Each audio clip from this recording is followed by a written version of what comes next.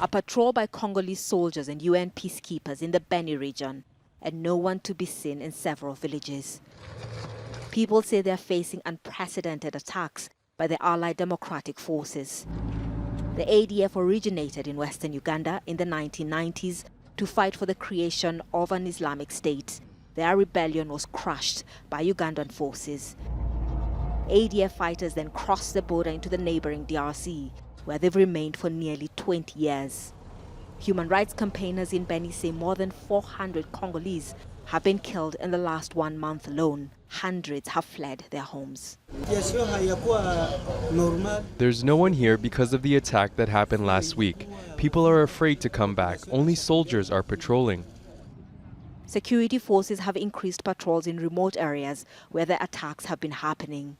64 people were killed in this village of Mamove last week.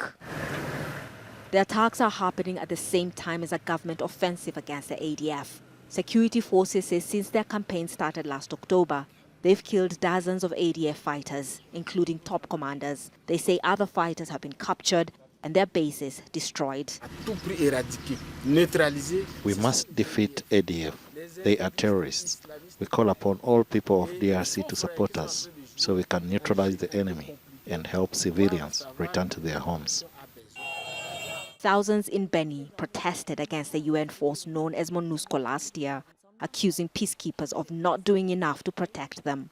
A UN base was burned down and peacekeeping operations in the city were paralyzed for nearly 2 weeks.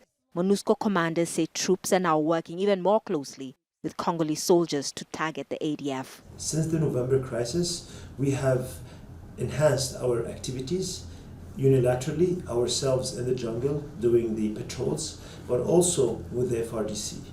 Our support to the FRDC continues on many different levels. We provide them with logistical support. With continuing violence, it's increasingly dangerous for health workers to reach people possibly affected by the Ebola virus. Beni is the epicenter of the latest outbreak in the DRC. It's also where many of the rebel attacks have happened recently, making it even more difficult for Ebola responders to do their jobs safely. Catherine Soy, Al Jazeera.